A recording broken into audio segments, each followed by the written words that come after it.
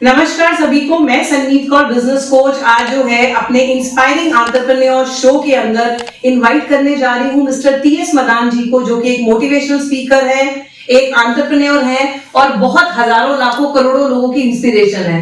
So TS Madan ji, we welcome you on this session जो है आज के शो पे आपका बहुत बहुत जो है वेलकम है और मुझे बहुत ही एक्साइटमेंट हो रही है, बहुत एक्साइटेड हूँ मैं आज आपको देखकर। जैसा कि मैं जो है हम इस सेशन के अंदर तो फर्स्ट टाइम मिल रहे हैं करके, बट मैं ऑलरेडी आपको 5-7 साल से फॉलो कर रही हूँ और मैं बहुत बड़ी फैन हूँ आपकी। तो इसीलिए क्योंकि हमारी जो ऑडियंस है, हमारी जो व्यूअर्स हैं वो एंटरप्रेन्योर्स हैं, बडिंग एंटरप्रेन्योर्स हैं, तो हमने सोचा और हमारे व्यूअर्स की जो रिक्वेस्ट पे हम लोगों ने आपको रिक्वेस्ट करा इस सेशन के लिए, इस इंटरव्यू के लिए। So sir welcome and definitely इस शो के अंदर जो है हम आपको टीएस मदान जी की जो क्वालिटीज हैं, वो एक एंटरप्रेन्योर की जो क्वालिटीज हैं, जिसने आपको एक सेल्स पर्सन से, एक मोटिवेशनल स्पीकर से, एक एंटरप्रेन्योर जो है आपको जर्नी जो आपने की है वो बहुत ही सराहनीय है और मेरी ऑडियंस भी डेफिनेटली आपसे इस सेशन के अंदर जरूर सीखना चाहेगी, बहुत कुछ सीखना चाहेगी। So let's come to you. So इस जो हमारा जो टॉक शो है सर, इसके अंदर मैं आपसे शेयर करना चाहूंगी और आपसे इनफैक्ट पूछना चाहूंगी कि आपकी जो लाइफ है, मैंने जो जितना समझा है, आपको जितना पढ़ा है, आपको बहुत ही स्ट्रगल में आपकी लाइफ इनिशियली स्टार्ट हुई, जैसा कि किसी भी एक एंटरप्रेन्योर की होती है, वो सारी जद्दोजहद आपने देखी है करके। तो लोग सोचते हैं कि बिजनेस का मतलब फैमिली बिजनेस होता है और बहुत ही प्लैटर पे, गोल्ड प्लैटर पे, तो ऐसा नहीं होता है। जिसने बिल्कुल जीरो से शुरू किया हो वो भी बिजनेस को आपके लेवल पे, अच्छे लेवल पे ले जा सकते हैं। तो आपकी लाइफ की जो स्ट्रगल है, आपकी लाइफ की जो जर्नी है, आप प्लीज मुझसे शेयर कीजिए, हमारी व्यूअर्स से शेयर कीजिए, सो दैट ये बहुत बड़ी लर्निंग बन सके। समीर, जो जद्दोजहद की बात कर रहे हो आप, स्ट्रगल की बात कर रहे हो, स्ट्रगल एंड जद्दोजहद दो वर्ड्स एग्जिस्ट ही नहीं करते, पार्ट ऑफ द लाइफ है। रिक्शा वाला रिक्शा चला रहा है ना, वो जद्दोजहद नहीं कर रहा, वो अपना काम कर रहा है। अब ये नहीं कह सकते कि स्ट्रगल कर रहा है। एक दुकानदार सुबह दुकान पे आता है, शाम को जाता है, वो स्ट्रगल नहीं है, वो उसके काम का पार्ट है। एक स्पीकर बोलता है तो उसके काम का पार्ट है। ऐसे ही मेरी लाइफ में स्ट्रगल नहीं है, उसको स्ट्रगल नहीं कह सकते। वो एक मेहनत थी, एक ऐसा फेज जो शायद कभी खत्म नहीं हो सकता। वो तो मैं आज भी कर रहा हूं, जिसको आप कहोगे कि ये तो स्ट्रगल है। बिजनेस एक ऐसी चीज है कि ये बाय प्रोडक्ट होता है, ये कभी मेन प्रोडक्ट नहीं होता है। लोग समझते हैं कि बिजनेस का मतलब एक बड़ा शोरूम, एक बड़ी फैक्ट्री, एक बड़ी इंडस्ट्री, वो नहीं है। बिजनेस का मतलब है केवल व्यापार। तो सब्जी वाला बिजनेस कर रहा है, तो 100 रुपए इन्वेस्टमेंट के साथ बिजनेस कर रहा है और हो सकता है वही 100 रुपया कल को उसको लाखों करोड़ों में ले जाए। तो इस चीज को ही लोग यहां पर कंफ्यूज हो गए कि मेरे पास 1 करोड़ रुपया है नहीं तो मैं बड़ी फ्रेंचाइजी ले नहीं सकता, पर मेरे पास 1000 रुपया है ना, मैं कम से कम ठेला लगा के पानी तो बेच सकता हूँ। वो भी तो बिजनेस है, सेल्फ एम्प्लॉयमेंट है। बिल्कुल। हो सकता है मुझे 1-2 बंदे साथ में असिस्टेंट रखने पड़े पानी बेचने के लिए। तो वो जो चीज है, उसी चीज से लोग डरते हैं। तो जब ये परिभाषा क्लियर हो जाती है कि बिजनेस मीन्स बिजनेस, आज इतनी अमाउंट है, कल बड़ी अमाउंट होगी। छोटा या बड़ा नहीं मैं बोल रहा हूं, अमाउंट छोटी बड़ी है। 100 रुपए की भी रोटेशन हो सकती है 10 बार, वो करोड़ों रुपए लगा के हो सकता है रोटेशन ना हो पाए। तो बिजनेस में कोई भी आए, उसको ना एक्सपीरियंस चाहिए, ना उसके पास फंड्स चाहिए, एक विल चाहिए। करना कैसे है हम बातें करेंगे आपके साथ। फिलहाल आपको आपके क्वेश्चन का आंसर मैंने दे दिया। बिल्कुल सर, बिल्कुल, बहुत बढ़िया बात करी आपने कि बिजनेस जो है छोटा हो बड़ा हो, बिजनेस बिजनेस होता है। आज की डेट में ये देखा गया है कि जो बिजनेस ओनर्स है, यंगस्टर्स हैं, अराउंड जो 30 की एज में है, वो जो पहले कुछ साल पहले बिजनेस करने का तरीका था, जो मेहनत से करने का तरीका था, डेफिनेटली मैं मानती हूँ कि डिजिटल वर्ल्ड आ चुका है, सोशल मीडिया वर्ल्ड आ चुका है, बट जो है फिर भी ना, मतलब मेरे को समझ में आता है कि वो मेहनत करने से लोग थोड़ा सा आज की जनरेशन घबरा रही है। तो उस पर आप क्या कहना चाहेंगे? इंस्टेंट जमाना है, इंस्टेंट कॉफी, अभी बस ऑर्डर दीजिए कॉफी मिल जाए, ऑर्डर दीजिए बर्गर मिल जाए, वो जमाना चल रहा है। तो लोग सोचते हैं कि रात को हम बैठेंगे, सुबह एक बहुत बड़ा बिजनेस हो जाएगा। टीएस मदान को टीएस मदान बनने में 40 साल लगे हैं, एक दिन में नहीं बन पाया। बिल्कुल। फर्स्ट 20 इयर्स तो मैंने अपनी पॉकेट से पैसे दिए हैं ट्रेनिंग प्रोग्राम करने के लिए। स्कूलों में जाता था, कॉलेजेस में जाता था, तो मैं पैसे देता था कि मुझे बोलने का मौका दो, क्योंकि मुझे 40 साल बाद का दिखाई दे रहा था कि मैंने पहुंचना कहां पर है। आपकी जो मंजिल है, आपकी जो गोल है, जब वो दिखाई दे रहा है ना, तो फिर मेहनत करने में मजा आता है। आज की डेट में ना लोग बहुत इजी वे देखते हैं। जो आपने बात कही, बहुत बढ़िया बात कही कि आप जो भी एक्शंस ले रहे थे वो आप घर से पॉकेट से खर्च करके भी ले रहे थे, बिकॉज आपको 40 साल बाद का दिख रहा था। Yes. तो जो कि आज जो बिजनेस ओनर है, वो कई बिजनेस ओनर्स ऐसे होते हैं जो बिजनेस चलते हैं वो शुरू के 5 साल में ही जो है बंद हो जाते हैं, या 5 साल में ही उनका रिजल्ट नहीं आता है करके, और वो लोग जो है बिल्कुल उसको शट ऑफ कर देते हैं। तो उस पे आप क्या कहना चाहेंगे? ऐसी क्या कुछ बातें हैं, ऐसी क्या की चीजें हैं जिसको लोगों को ध्यान देना चाहिए, जिसकी वजह से जो लोगों को बिजनेस फर्स्ट ईयर 5 इयर्स के अंदर ही बंद करने पड़ते हैं, वो उन चीजों का ध्यान रखें तो वो प्रॉब्लम उनको कभी नहीं आएगी? संवीर, जो बिजनेस है ना, ये बाय प्रोडक्ट है, ये मेन प्रोडक्ट नहीं है। अगर आप बिजनेस में कामयाब होना चाहते हो तो बिजनेस ना करो। बहुत ध्यान से समझना इस बात को। अगर बिजनेस में कामयाब होना है ना, तो बिजनेस ना करो, कुछ ऐसा करो जिसका बाय प्रोडक्ट बिजनेस हो। मैं एग्जांपल देता हूं। पहले तो हम इस वर्ड की ओर जाते हैं, बिजनेस। जो बिजनेस का वर्ड है ना, ये अपने आप में ही बिजनेस को एक्सप्लेन करता है। इसकी स्पेलिंग देखो, बिजनेस स्पेलिंग पूछ रहा हूं आपसे मैं। BUSI। BISU नहीं होता, दोबारा सोचिए। बिजनेस में यू पहले होता है, काय पहले होता है? हाँ, बोलने में तो बिल्कुल डेफिनेटली आई आता है। तो एक्चुअली कैसे है? बिजनेस में यू पहले है। जिस अंग्रेज ने ये वर्ड बनाया ना बिजनेस, कंप्लीट ट्रेनिंग प्रोग्राम उसने इस वर्ड में दे दिया। कहता है बिजनेस में यू पहले है, आई बाद में। पहले आप हो। आप कौन है? ग्राहक, कस्टमर, वेंडर, एम्प्लॉय, सब लोग यू है ना। मैं बाद में हूं। अगर मेरे पास कस्टमर है, मेरे पास वेंडर है, मेरे पास एम्प्लॉय है, तो मेरा बिजनेस चलेगा ना। तो मैं ध्यान दे रहा हूं प्रोडक्ट बेचने में। मैं ये ध्यान नहीं दे रहा हूं कि लोग खुश हैं कि नहीं, मेरा कस्टमर खुश है कि नहीं, मेरा एम्प्लॉय खुश है कि नहीं। माल लोगों ने खरीदना है। अगर सर्विस बेच रहे हैं, लोगों ने उसको लेना है। एम्प्लॉयज ने बेचना है, वेंडर्स ने सप्लाई देनी है। तो मेरा रोल इन चीजों में तो हम कर ही नहीं रहे ना। मैं तो बस बेचने की कोशिश कर रहा हूं, ये बिक जाए, बिक जाए, बिक जाए। कोई जरूरत नहीं है दिमाग में प्रेशर डालने की। सिंपल वर्ड, यू पहले है, आई बाद में है। बहुत बड़ी बात बताई सर। पहले मैं दूसरों का ध्यान रखूं कि मेरा ग्राहक खुश है। अगर ग्राहक खुश होगा, 2 ग्राहक और भी देगा, 2 और भी तो देगा। बिल्कुल। 2 4 देंगे, 4 8 देंगे, हमें कुछ करना नहीं पड़ेगा। तो यहीं पर समस्या आ रही है। जो फेलियर का रीजन बन रहा है ना, वो यही बन रहा है। बिजनेस को बिजनेस करके समझ के एक्सक्यूज मी समझ के कर रहे हैं। हम बिजनेस को बाय प्रोडक्ट माने ना। मैं अपने ग्राहकों का ध्यान रखूं। अगर मैं अपने घर में किसी रिश्तेदार के आने पे 1000 2000 रुपए खर्च सकता हूं, वहां मैं कैलकुलेट नहीं करता ना रिटर्न ऑन इन्वेस्टमेंट। लेकिन जब कस्टमर के ऊपर मेरे पैसे खर्चने होते हैं ना 1000 2000 रुपया, तो मैं हिसाब लगाता हूं कि इससे कमाया तो 50 रुपए है। तो वही फेल होगा ना बिजनेस। हम हर जगह पैसे दे देते हैं, कस्टमर के ऊपर पैसे नहीं खर्चते। एक जगह पर एक केमिस्ट शॉप थी, मुझे कहने लगा जी कि लोग मेरे से दवाइयों के पत्ते ले जाते हैं, उसके बाद काट के जितनी यूज हो गई होगी 2 गोली वापस दे जाते हैं, वो मेरे व्यक्ति नहीं है, तो क्या करूं? मैं कहता तू ले ले, दिक्कत क्या है? कहते करूं क्या उसको? मैं फेंक दे। कहते नुकसान नहीं होगा। मैं कितना होगा? कहते जी 10-12 हजार रुपए के महीने की दवाइयां ऐसी आ जाती हैं। मैं समझ लेना एक बंदा एम्प्लॉय रख लिया, एक बाहर बोर्ड लगा दिया, घर में बच्चे की बर्थडे पार्टी कर ली। लेकिन इसके बाद जो बिजनेस ग्रो करेगा ना, कोई बंदा तुझे कंपीट नहीं कर पाएगा। और एग्जैक्टली उसने ऐसा ही किया। तो एक रेपुटेशन बना, हर बंदा वापस नहीं करेगा। कमाना उन लोगों से ही है।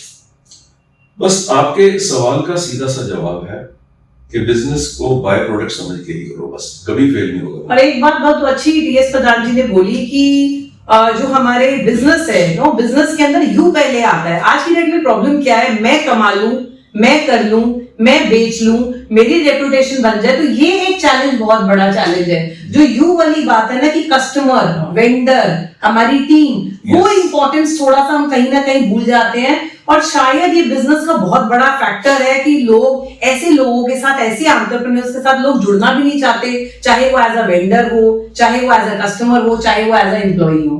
तो बहुत बढ़िया बात है सर, वही चीज है कि ये चीज जो है, जो सर ने बोली करके, ये अगर हम अपने बिजनेस के अंदर फॉलो कर लेते हैं कि यू फर्स्ट है बिजनेस के अंदर, कस्टमर फर्स्ट है, कस्टमर इज द किंग वाली बात जो है, वो हमें बिजनेस के अंदर फॉलो करनी पड़ेगी। Yes sir. मैं तो कस्टमर को किंग भी नहीं कहता हूँ, मैं कहता हूँ कस्टमर गॉड है। मेरे घर में आज जो भी पक रहा है ना रसोई में, उसके पैसे किसने दिए हैं? कस्टमर ने दिए हैं। मेरे बच्चों की स्कूल की फीस कौन दे रहा है? वही तो दे रहा है। मेरे मोबाइल का बिल, मेरे घर का किराया, हर चीज वही दे रहा है। मेरी गाड़ी का पेट्रोल वही दे रहा है, तो उसी की मैं इज्जत नहीं कर रहा हूं। अब ऊपर वाला तो खुद नहीं आएगा ना चल के, उसने अपना एक रूप भेजा है कस्टमर के रूप में, तो मैं कस्टमर की सेवा कर लूं, ढेर लगा देगा पैसे के। सो बहुत बढ़िया सर ने एक बात बोली कि सिर्फ एक कस्टमर को ध्यान देने से, कस्टमर को एक इंपॉर्टेंस देने से, उसकी जरूरतों को समझ देने से ही जो है आपके बिजनेस के अंदर एक जे कर्व आ सकता है। तो बहुत बढ़िया बात है सर ये। तो आगे चलते हैं सर, मुझे एक बात और बताइए, आज जब मैं एंटरप्रेन्योर्स के साथ एज अ बिजनेस कोच काम करती हूँ, तो एक चैलेंज उनको बहुत बड़ा आता है, या तो वो लोग पूरा दिन अपने काम के अंदर बिजी हैं, अपने बिजनेस के अंदर बिजी हैं, अपनी फैमिली को टाइम नहीं दे पाते हैं, उनकी हेल्थ की प्रॉब्लम्स आ जाती हैं करके, तो सोशल जो है उनका बिल्कुल एक क्रॉस हो जाता है करके, सोशल सर्कल पे ध्यान नहीं दे पाते, सिर्फ बिजनेस की तरफ ध्यान देते हैं। तो उस चीज को आपने बहुत अच्छे तरीके से मैनेज किया हुआ है, 360 डिग्री तरीके से आपने जो है उसको मैनेज करा है। तो वो एक थोड़ा सा मंत्रा बताइए एंटरप्रेन्योर्स को जो पूरा दिन जद्दोजहद में है और उनकी फैमिली भी इनफैक्ट उनसे बहुत खुश नहीं है, तो ऐसे इस चीज को कैसे मैनेज किया जाए?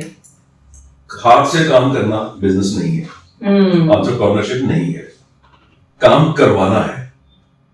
तो जैसे मैंने बिजनेस शुरू किया, तो मैंने ये प्लान किया कि मैं 1 साल खुद मेहनत करूंगा, एक एक करके टीम बड़ी बनाऊंगा और अपना एक एक काम उनको सौंपता जाऊंगा, डेलीगेट करता जाऊंगा। 1 साल मैंने किया, सुबह जाता था ऑफिस, शाम को आता था। आफ्टर 1 ईयर मैं कुछ भी नहीं कर रहा हूं, क्योंकि पहले गोल था। होता क्या इसमें, एक इसका जो साइड इफेक्ट है कि जो हमारे में क्वालिटी है ना, वो हम सेम रिजल्ट्स अपनी टीम से ले नहीं पाएंगे, वहां पर वो कंप्रोमाइज करना पड़ता है। चैलेंज सर बहुत ज्यादा आ रहा है कि जब हम भी बोलते हैं करके और बहुत सारी चीजें जब पता लगता है, एंटरप्रेन्योर्स को ये बोली जाती है, एसएमईज के साथ, स्मॉल एंड मीडियम एंटरप्राइज के साथ, मैन्युफैक्चरिंग कंपनीज के जो ओनर्स के साथ, उनको ये बहुत बड़ा चैलेंज है कि जब मैं खुद काम करता हूँ, जब मेरी निगरानी में काम होते हैं तो बहुत बढ़िया तरीके से होते हैं, इसी वजह से जो है उनका बिजनेस बढ़ भी नहीं पा रहा। नहीं, उसको क्योंकि क्या करना पड़ेगा, 1 साल में, 2 साल में, 3 साल में मैंने इस बिजनेस को सौंपना है, एक नेक्स्ट टीम बनानी है जो काम करे। थोड़ा सा कंप्रोमाइज करना पड़ेगा। अगर मैं 20% मेरे से वो कम प्रोडक्टिव हैं या परफॉर्मेंस उनकी क्वालिटी कम है, तो वहां पर 4 लोग, 6 लोग, 10 लोग रख सकते हैं। खुद कितना कर लेंगे हम? मदान साहब, एक क्वेश्चन और आता है करके कि हमने जो है एम्प्लॉइज रखे, टीम रखी, और जो है उनको कुछ साल लगा के, कुछ टाइम लगा के अपने जैसा बनाया या अपनी नीड्स के अकॉर्डिंगली उनको मोल्ड करा। अब वो उस लेवल पे काम कर रहे हैं जिस लेवल पे हम चाह रहे थे, और जैसे ही उस स्टेज पे आता है बंदा, तो उस टाइम पर वो क्विट मार जाता है, उस टाइम पर वो कंपनी छोड़ देता है, रिजाइन कर देता है। तो इस तरीके की चीजों को किस तरीके से डील किया जाए? जब हमने उसको तैयार किया, तो आपने कहा कि हमने अपनी नीड्स के मुताबिक तैयार किया, हमने उसकी नीड्स के मुताबिक तैयार नहीं किया ना। उसकी भी तो कोई नीड्स होगी। हम एम्प्लॉय को कहते हैं कि तू इस कंपनी को अपना समझ, वो अपना क्यों समझे, उसका रीजन भी तो होना चाहिए। कंपनी का बिजनेस ग्रो कर गया, वो कहता है मुझे कौन सा मेडल मिला है, मेरी तो सैलरी वही थी जो लास्ट ईयर थी। तो उसका वो इंटरेस्ट तभी बनेगा ना कि उसको अपनापन कहीं दिखाई दे।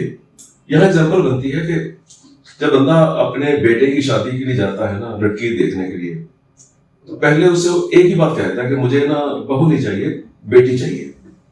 ऐसे ही जब बेटी घर ले आते हैं ना, उसके बाद बेटी रहती नहीं है, बहू बन जाती है। बेटी तभी रहेगी, अपने पिताजी के घर सुबह 11 बजे उठती थी, यहाँ उसको 6 बजे उठना पड़ता है। सास क्या कहेगी, ससुर क्या कहेगा, फिर उसके बाद कहते हैं कि हमें अपनी माँ बाप क्यों नहीं समझती। हम उसे बेटी नहीं समझ रहे ना, वो माँ बाप क्यों समझे। हम उसे डॉटर इन लॉ समझ रहे हैं, वो हमें father in law and mother in law समझ रहे हैं। ऐसे एम्प्लॉय है, बड़ा ही हम एम्प्लॉय को एम्प्लॉय समझ रहे हैं, वो हमें एम्प्लॉयर समझ रहा है।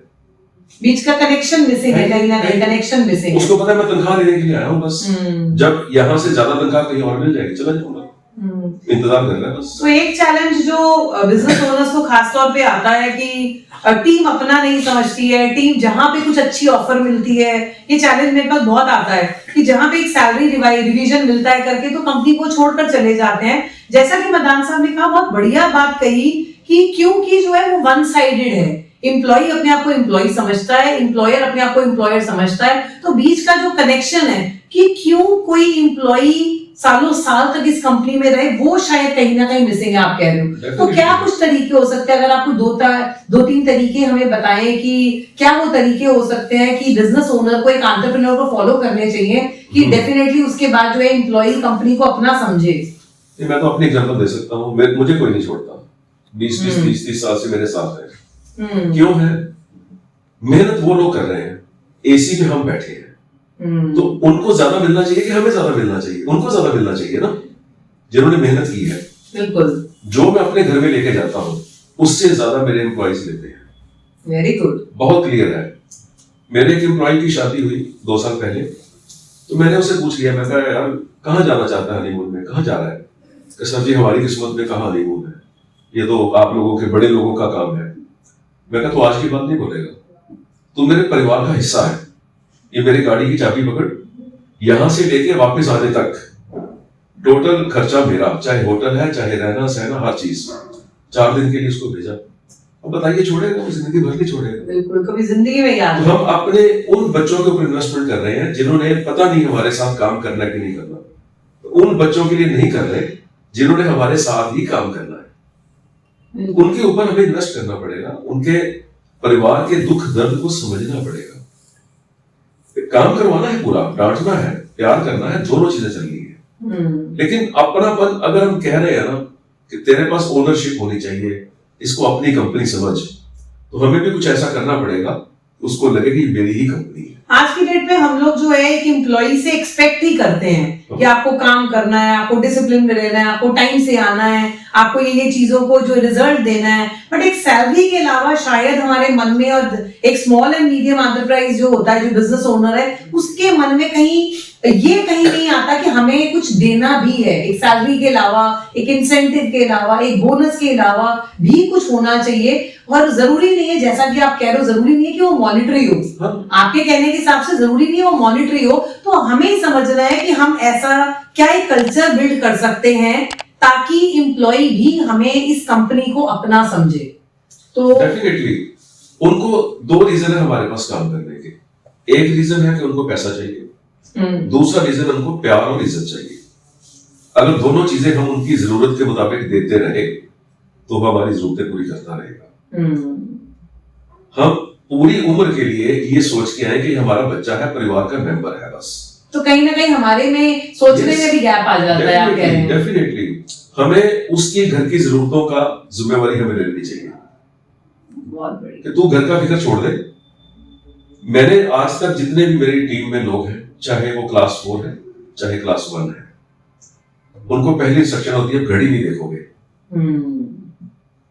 मैंने देखा एक बंदा किसी धार्मिक स्थान पे गया, तो बाहर आया तो उसने 10-20 लाख रुपए की एक मन्नत मान ली कि अगर मेरा बिजनेस इतना ग्रो कर जाए ना, हे भगवान जी, हे रब जी, हे वाहिगुरु जी, मैं आपको 20 लाख रुपया इस धार्मिक स्थान में दूंगा। मैंने घर आके सोचा, मैं यार ऐसी कुछ मन्नत हम भी मान लेते हैं, अगर बिजनेस ऐसे चलता है। तो हमने भी मन्नत मानी कि मेरा बिजनेस अगर इस लेवल पे पहुंच जाएगा ना, मैं अपने सारे एम्प्लॉइज की सैलरी 1.5 गुना कर दूंगा। तो जैसे बिजनेस वहां पहुंचा, मैंने 1.5 गुना कर दिया। अब वो मुझे कहना पड़ता है, जाओ यार, रात के 9 बज गए हैं, घर जाओ, आपकी फैमिली इंतजार कर रही है। नहीं सर, मेरी फैमिली यही है, आप ही हमारे पिताजी हो। मुझे कहना पड़ता है कल संडे है, छुट्टी कर देना। कोई छुट्टी करने को तैयार नहीं। अब नेक्स्ट मैंने मन्नत मानी हुई है कि जब मेरा नेक्स्ट लेवल बिजनेस जाएगा, मैं उनकी सैलरी डबल का मतलब बाजार के रेट से डबल। अरे वाह। आज की डेट में मेरे बंदों की सैलरी बाजार से 1.5 गुना है। और हम लोग सोचते हैं कि कितना सस्ते से सस्ता एक एम्प्लॉय मिले, वो और फिर छोड़ेगा वही ना। वाली चीज है ये तो कितना, भागेगा। क्योंकि एक एक्स अमाउंट पे अगर कोई सैलरी पे कोई ज्वाइन करता है तो उसको जहां रिवीजन मिलेगा, तो वो जब आप ऑलरेडी सर कह रहे हैं कि ऐसा नहीं है कि वो जो चीजें शेयर कर रहे हैं वो सिर्फ एक ज्ञान है, प्रैक्टिकली चीजें इंप्लीमेंट जो बिजनेस में की जाती है और उन्होंने अपने बिजनेस में की है, उस तरीके की शेयरिंग जो है टीएस मदान जी कर रहे हैं। एक छोटा सा क्वेश्चन सर और है, मेरे मन में आता है, क्योंकि आप एक सेल्स पर्सन से, एक मोटिवेशनल स्पीकर से, एक एंटरप्रेन्योर, आज आप बहुत बढ़िया अपना बिजनेस चला रहे हैं करके, सेल्स टीम तो प्रॉब्लम है ही है, सेल्स टीम से लोगों को ये चीज आती है करके, हर किसी का क्वेश्चन जो आपको यहाँ पर देख रहे हैं उनका आता है कि सेल्स टीम से रिजल्ट अच्छे कैसे लें। टीम जो है, सेल्स की टीम हमें अच्छे रिजल्ट नहीं देती, और कहीं ना ये भी चैलेंज आता है कि इतने टाइम काम करने के बाद, लोगों को हायर करने के बाद भी रिजल्ट नहीं आते हैं, तो एक मिड लेवल की जो कंपनी है, जो उसका बिजनेस ओनर वो सोचता है कि मैं जब इनिशियली बिजनेस करता था तो उससे अच्छे रिजल्ट्स आते हैं, तो उनके लिए आप क्या एक कहना चाहेंगे? कुछ दिन पहले मेरे पास एक बंदा आया, सेल्स का बंदा था, मार्केटिंग का बंदा था मेरी टीम में। कहते सर मैं ना पूरा जस्टिफाई नहीं कर पा रहा हूँ, मेरे घर में प्रॉब्लम है, वाइफ थोड़ी बीमार है, तो इससे पहले कि आप मुझे डांटो, अगर आप मुझे निकालना चाहते हो तो निकाल दो, मैं जस्टिफाई नहीं कर पा रहा हूँ। मैंने कहा यार, जब तुझे मैंने हायर किया था तो मैंने कहा था कि तू मेरे परिवार का मेंबर है, तो आज मेंबर मैं खत्म कर दूं, तो मेरा मेंबर नहीं है क्योंकि बिजनेस नहीं दे रहा। मैं क्या करता हूं कि अगर बंदा सेल्स की जगह पर फिट नहीं है तो जहां फिट है वहां भेज दो ना, और दूसरी टीम में से, बैक ऑफिस से, आईटी से अगर कोई बंदा आपको मिलता है जो सेल्स में आ सकता है, वहां ले आओ। हर बंदा हर काम नहीं कर सकता है, हमें उसको जॉब देनी है बाय चॉइस, ना कि बाय चांस कि मेरे पास यही है, तुम्हें लेनी ले ले। मेरे तो बहुत क्लियर है कि मेरे पास बंदा आता है जॉब लेने के लिए, मैं उससे पूछता हूं तू क्या कर सकता है, वो कहता है मैं ये कर सकता हूँ। सैलरी कितनी? सैलरी लूंगा जी मैं 10,000 रुपया। सिर्फ 10,000 रुपये क्यों करेगा? तेरे घर का खर्चा चल जाएगा, तो 10,000 क्यों मांगा, 15 क्यों नहीं मांगा? उसमें डर लगता है कहीं आप इनकार ना कर दो।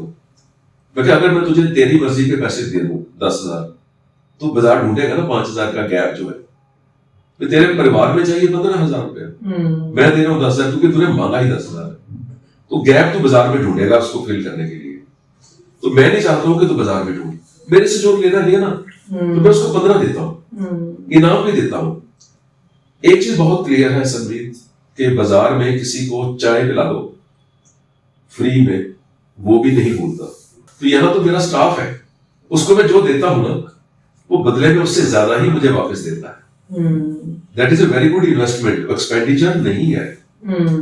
अगर आपने पैसे बचाने हैं तो बहुत और जगह है जहां पैसे बचा सकते हैं। हम जो एक चैलेंज आता है करके कि मैं इतनी सैलरी क्यों दूं, इतने कम में भी काम हो सकता है, तो जहां पर आप कॉस्ट कटिंग की बात करोगे वहां वो काम कटिंग की बात करना शुरू कर देंगे। तो हमने शुरू कहां से किया आज की बात? बिजनेस यू पहले, अब यू पहले है तो पहले होना चाहिए ना, यू में आपका एम्प्लॉय भी पहले आएगा। काम उन्होंने करना है, बहुत ध्यान से चल, इस बात को समझने की बात है, काम उन्होंने करना है।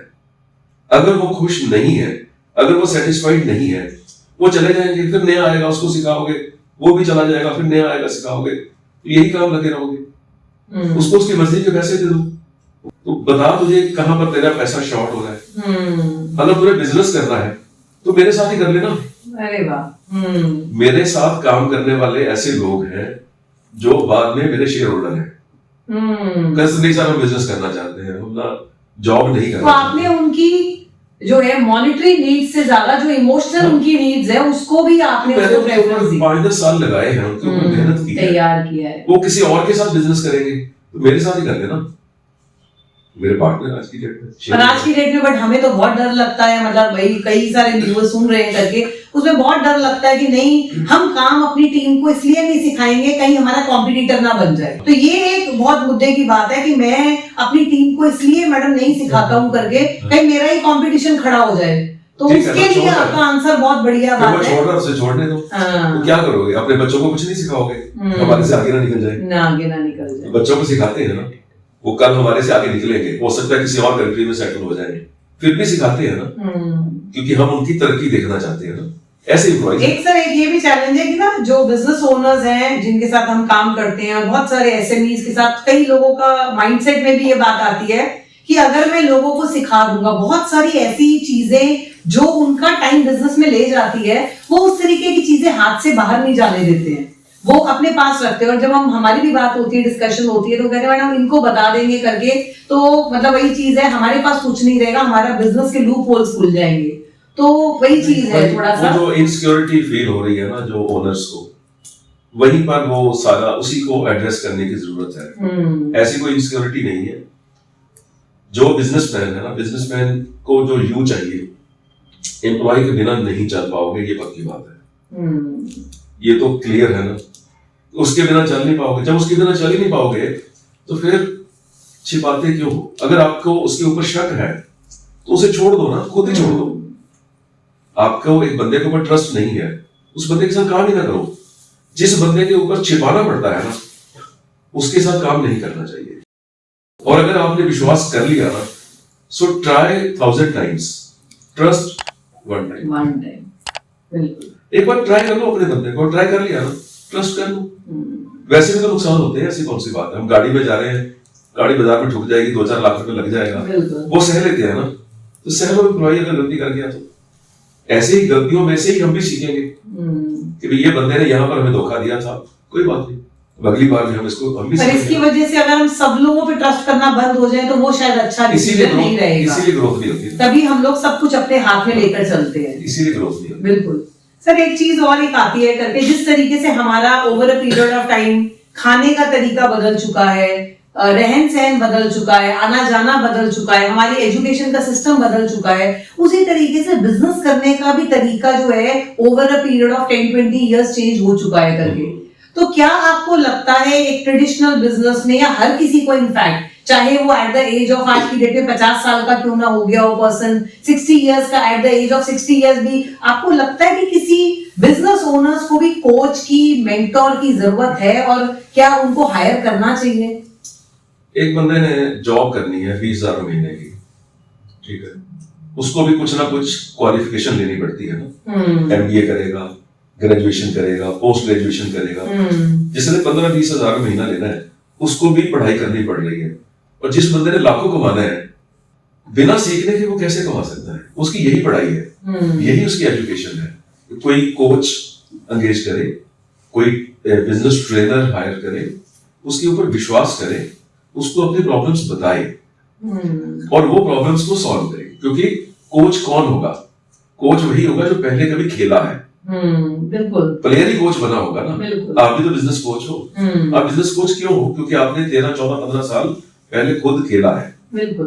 तो आप कोच कुछ बेचता नहीं है, ज्ञान नहीं बेचता, वो अपना एक्सपीरियंस शेयर करता है कि ऐसे तूने बैट पकड़ना है, ऐसे तूने बॉल पकड़ना है। मैंने ये गलती करके सीखा था, तो ये गलती ना कर। सो सर, आपकी समझ से क्या है, जो ऐसे बिजनेस ओनर हैं जो 30 साल से 40 साल से बिजनेस के अंदर हैं, क्या उनको भी कोचिंग की जरूरत, या उनके पास भी मेंटोर या कोच होना चाहिए जो उनको बिजनेस के कुछ राइट्स एंड रॉन्ग्स बताए? बिल्कुल होना चाहिए।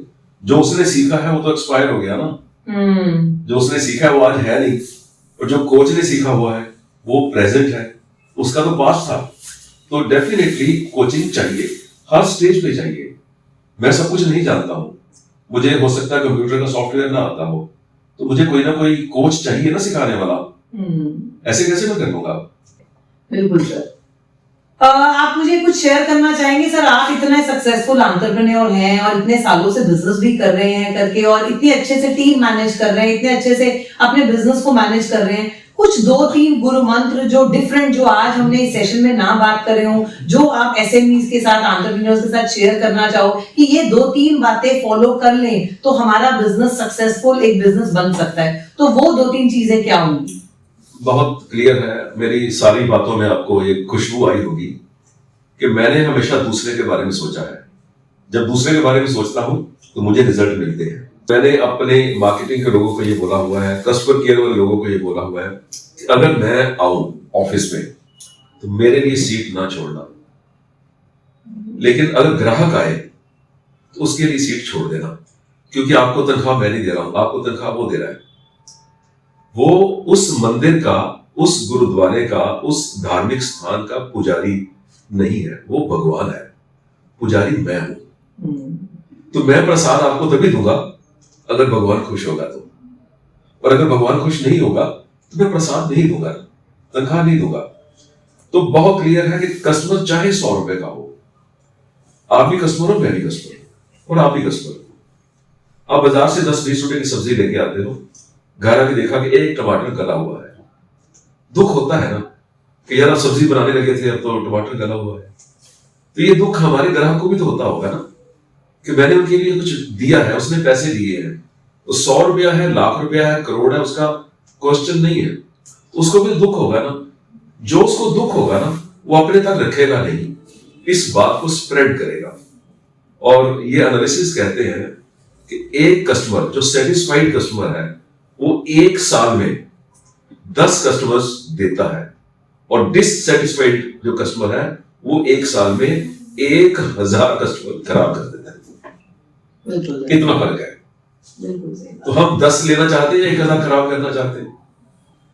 कस्टमर फर्स्ट, उसके बाद आया आपका एम्प्लॉय, उसके बाद आया आपका वेंडर, उसके बाद आप हो खुद। क्योंकि मेरे बिना तो बिजनेस चल सकता है ना, उनके बिना नहीं चल सकता। ये छोटा सा गुरु मंत्र है, मैं इसी के ऊपर चलता हूं। मेरा ऑनलाइन बिजनेस है, हेल्थ प्रोडक्ट्स का बिजनेस है। कभी आप ट्राई करो मेरे कस्टमर केयर पे कॉल करके 100 रुपए का सामान खरीदो, सबको बुखार चढ़ जाता है कि यार कस्टमर की सेवा करनी है मैंने। क्योंकि वो जानते हैं कि उनके घर में जो पैसे आ रहे हैं ना वो उसकी पॉकेट से निकल के आ रहे हैं। बहुत बढ़िया sir. So thank you so much TS Madan ji. आज का जो सेशन था, ये जो शो था, शो में आने के लिए भी, और जो आपने टिप्स शेयर करी हैं, बेसिकली ये हार्डकोर टिप्स आपने शेयर करी हैं, जो चीजें शेयर करी हैं।